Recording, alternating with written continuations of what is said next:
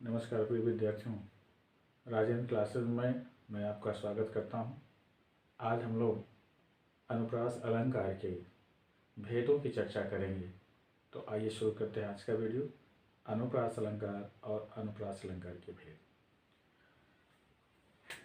अनुप्रास अलंकार, अनुप्रास अलंकार।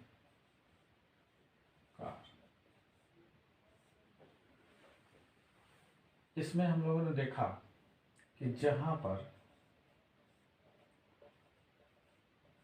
वर्णों की आवृत्ति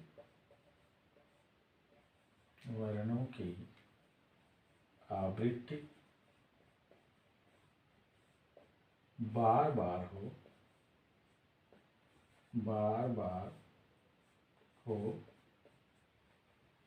वहां अनुप्रास अलंकार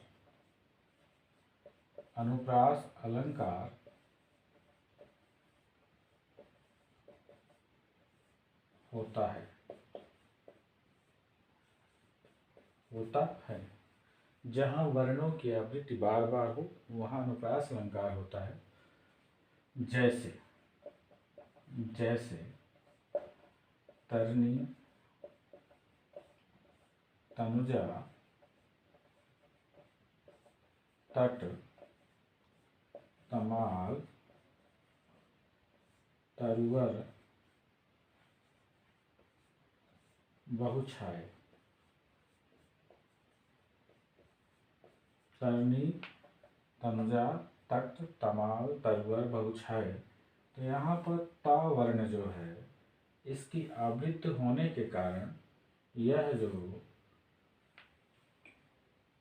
पंक्ति है वो अनुप्रास अलंकार के अंतर्गत आती है। ठीक, अब इसके 5 भेद होते हैं। अनुप्रास अलंकार कितने भेद हैं? अनुप्रास अलंकार के भेद, अनुप्रास अलंकार के भेद। पहला, जो 5 भेद होते हैं उनमें पहला भेद है छेका अनुप्रास। कौन सा अलंकार? छेका अनुप्रास है। दूसरा वृत्त्यानुप्रास, वृत्त्यानुप्रास।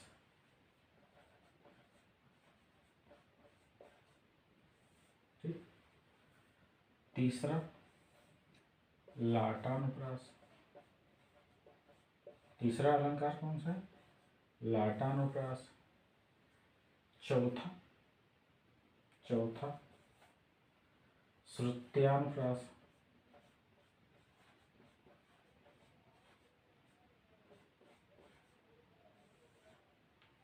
चौथा क्या है? श्रुत्यानुप्रास। और 5वां अंत्यानुप्रास। अंत्यानुप्रास।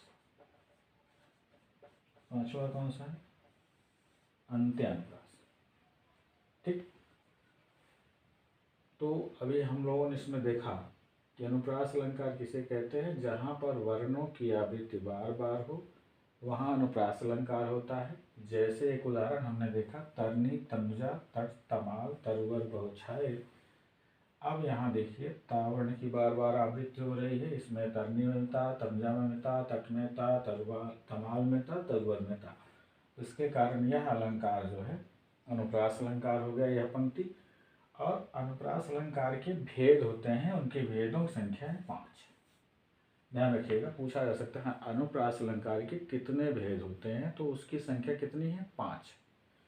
तो 5 कैसे? पहला छेकानुप्रास है, दूसरा वृत्त्यानुप्रास है, तीसरा लाटानुप्रास है, चौथा श्रुत्यानुप्रास है और 5वां अंत्यानुप्रास है।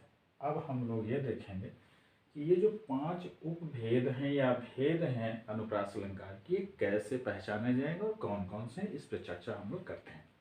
ठीक, तो सबसे पहले जो हमारा अनुप्रास में है वो है छेका अनुप्रास। तो छेकानुप्रास की परिभाषा क्या होती है और छेकानुप्रास अलंकार पहचानेंगे कैसे, इसको हम लोग पहले देखते हैं। ठीक है, तो सबसे पहले हम समझते हैं छेक। छेक है क्या, छेक का मतलब क्या होता है, तो शुरू करते हैं अब हम लोग। छेक अनुप्रास के अंतर्गत छेकानुप्रास, छेकानुप्रास अलंकार। तो छेकानुप्रास शुरू करने से पहले हम लोग ये जान लें कि छेक का मतलब क्या होता है। छेक का मतलब होता है चतुर। छेक का मतलब होता है क्या, चतुर। ठीक, अब इसकी परिभाषा पर हम लोग बात करेंगे। जहां जहां अनेक वर्णों को, जहां अनेक वर्णों की स्वरूप, जहां अनेक वर्णों की स्वरूप और क्रम से, स्वरूप और क्रम से, क्रम से एक बार आवृत्ति हो, एक बार आवृत्ति हो, वहां पर छेकानुप्रास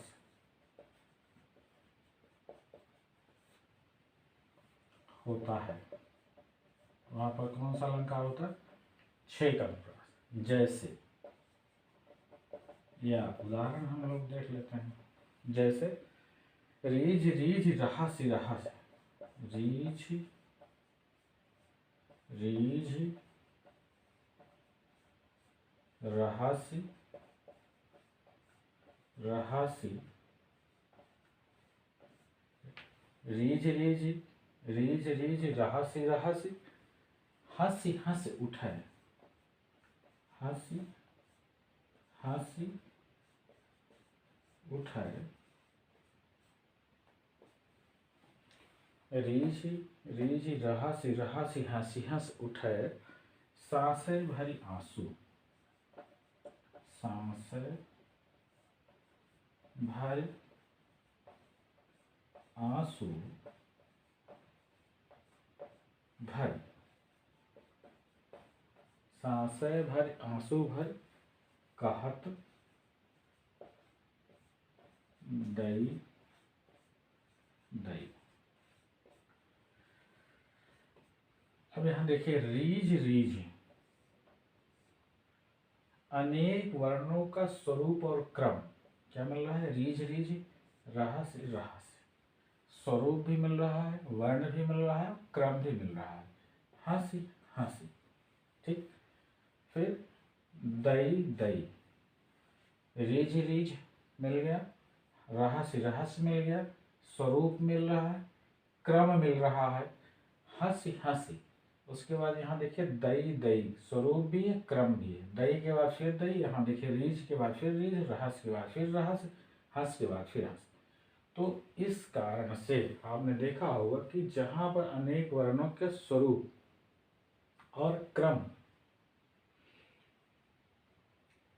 से एक बार आवृत्ति हो, वहां छेकानुप्रास होता है। ठीक है, छेकानुप्रास अलंकार होता है। मेरे ख्याल से ये वाला समझ में आ गया होगा। आगे चलते हैं, दूसरा हम लोग देखते हैं। दूसरा हम लोगों का है वृत्त्यानुप्रास। वृत्त्यानुप्रास कौन सा है, दूसरा। इसमें हम लोगों ने देखा कि छेक का मतलब क्या होता है, छेक का मतलब होता है चतुर। ठीक, तो ये पूछा जा सकता है, कहीं इम्तहान में ही पूछा जाता है कि छेक का मतलब क्या होता है, तो आप लोग ध्यान रखिएगा, छेक का मतलब चतुर होता है। अब आगे है अगला वृत्त्यानुप्रास। वृत्त्यानुप्रास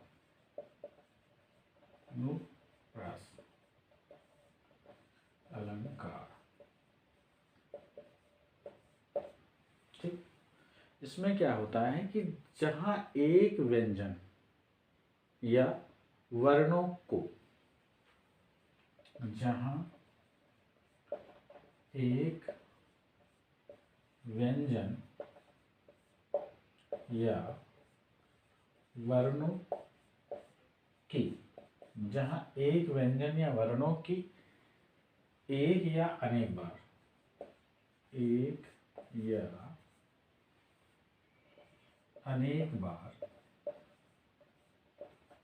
क्या हो, अनेक बार क्या आवृत्ति हो, अनेक बार क्या हो, आवृत्ति हो, वहाँ वृत्यानुप्रास अलंकार होता है। वृत्यानुप्रास अलंकार होता है। ठीक, जैसे ये काफी कुछ अनुप्रास अलंकार से मिलता जुलता है। अनुप्रास अलंकार की परिभाषा से लगभग मिलता जुलता है, ध्यान रखिएगा। जैसे फिर वही उदाहरण हम दे सकते हैं, तरनी, तनुजा, तट, तमाल, तरुवर, बहुछाय, बहुछाय। ठीक, तरनी, तनुजा, तट, तमाल, तरुवर, बहुछाय। एक और देख लेते हैं यहाँ पे, शेष, महेश, शेष, महेश, गणेश, दिनेश, गणेश, दिनेश, सुरेशम, सुरेशम। शेष, महेश, गणेश, दिनेश, सुरेशम। जाय, जाय, निरंतर, निरंतर गावै। अब यहाँ देखिए, यहाँ था, यहाँ था, यहाँ था, यहाँ था, इसकी चर्चा हम लोग ऊपर वाले में कर चुके हैं। अब यहाँ देखिए, शेष में, महेश में, गणेश में और दिनेश में, सुरेश में बार बार व्यंजनों की आवृत्ति हो रही है, जिसके कारण ये कौन सा अलंकार हो गया है, वृत्यानुप्रास अलंकार हो गया है। ठीक है, समझना। आगे अगला कौन सा हम लोगों ने बात किया था, लाटानुप्रास। कौन सा बात किया था, लाटानुप्रास। लाटा, पुराने ज़माने में लोग लाटा, एक गांव में एक व्यंजन होता था, लोग लाटा बना के खाते थे। तो वो लाटा है यहाँ, ये उस लाटा को पुराने लोग बहुत जानते थे। तो आइए हम लोग लाटा अनुप्रास की बात कर रहे हैं। आइए शुरू करते हैं लाटा अनुप्रास। लाटा अनुप्रास अलंकार। ठीक, लाटा अनुप्रास अलंकार, जब एक शब्द या वाक्य, जब एक शब्द या वाक्य, ध्यान दीजिएगा, जब एक शब्द या वाक्य की आवृत्ति,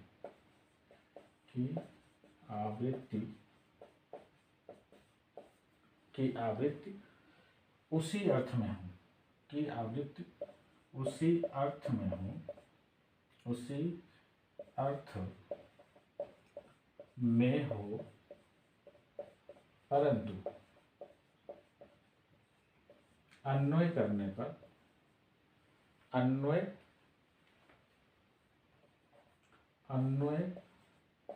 करने पर उसका अर्थ बदल जाए, तो वहां पर लाटानुप्रास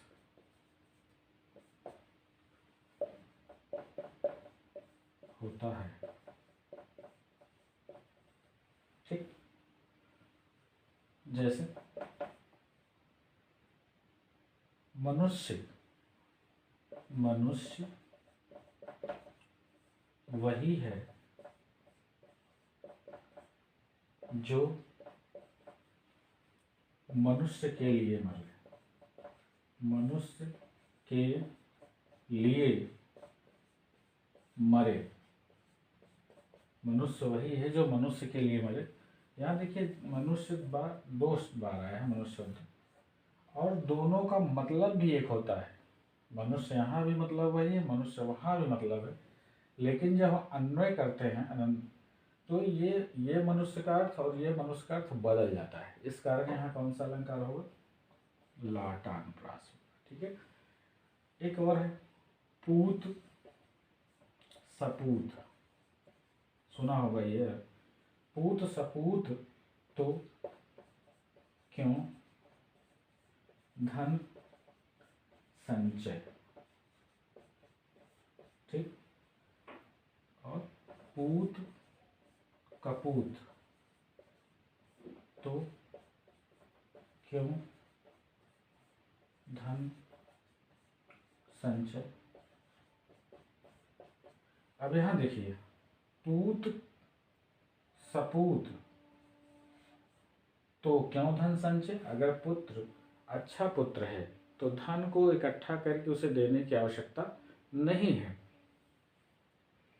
संचने की आवश्यकता नहीं, इकट्ठा करने की आवश्यकता नहीं है। और पुत्र अगर कुपुत्र है, अच्छा पुत्र नहीं है, तो उसके लिए भी धन इकट्ठा करने की जरूरत नहीं है, क्योंकि वो अच्छा नहीं है तो वो सब बर्बाद कर देगा, बेकार कर देगा। तो ऐसे लोगों के लिए, ऐसी चीज़ के लिए कोई मतलब नहीं है कि धन की को इकट्ठा किया, संजोया जाए। ठीक है, तो ऐसे जो उदाहरण बनते हैं वहाँ पर अन्वय करने को उसका अर्थ क्लियर हो, वहाँ पर लाटानुप्रास होता है। कौन सा अलंकार होता है? लाटानुप्रास। ये अनुप्रास अलंकार के अंतर्गत ये भेद होता है। ठीक है, आगे हम लोग चले। अगला हम लोगों ने बात किया था, जो चौथा है हमारा, तो चौथा अलंकार था श्रुत्यानुप्रास। श्रुत्या, ठीक है, कौन सा अलंकार हम लोगों ने बोला था? श्रुत्यानु अलंकार है, उस पर अब हम लोग चर्चा करेंगे। चौथा अलंकार श्रुत्य अलंकार है। जब किस इसमें श्रुत्य अनुप्रास अलंकार,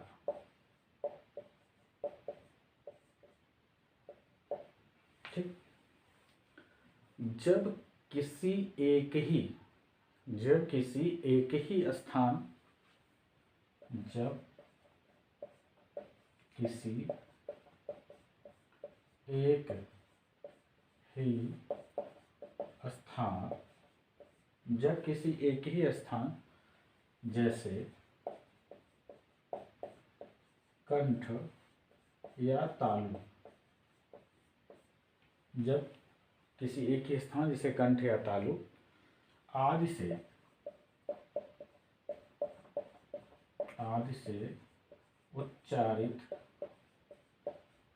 उच्चारित होने वाले वर्णों की आवृत्ति, उच्चारित होने वाले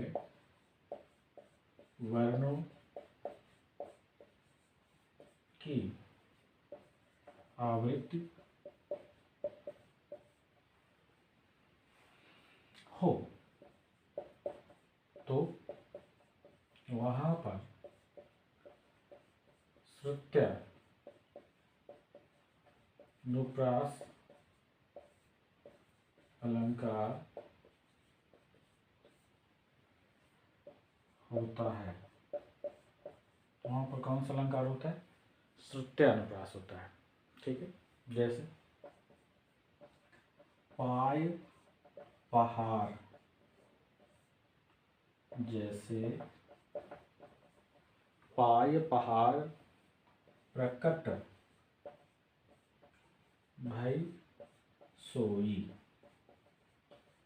पाय पहाड़ प्रकट भई सोई, भरी क्रोध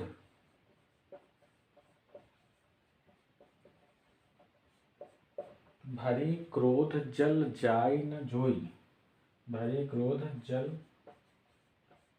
जाय न जोई, भरी क्रोध जल जाय न जोई। ठीक। अब यहाँ क्या है कि यहाँ हमने देखा कि जब किसी एक ही स्थान जैसे कंठ या तालु आदि से उच्चारित होने वाले वर्णों की आवृत्ति हो वहां पर श्रुत्यानुप्रास होता है।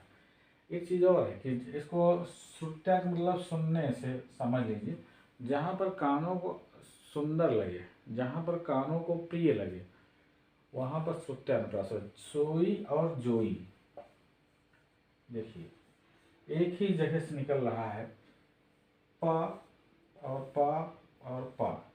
ठीक। तो जिसके कारण यहाँ पर क्या होगा, श्रुत्यानुप्रास, जो कानों को प्रिय लगे या जहाँ पर कंठ या तालु से ही या इसी तरीके से उच्चारित होने वाले वर्णों की आवृत्ति हो वहाँ पर श्रुत्यानुप्रास होता है। ठीक है।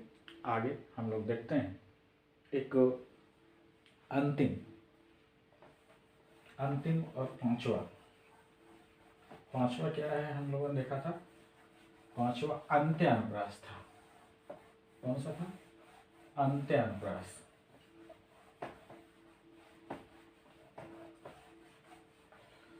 अंत्य पांचवा है अंत्यानुप्रास, अंत्यानुप्रास अलंकार, अंत्यानुप्रास है। ठीक है। जहां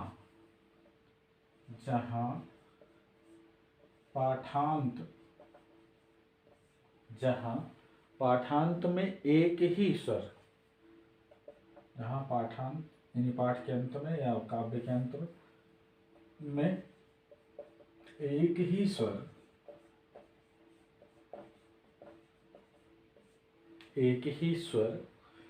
और एक ही व्यंजन,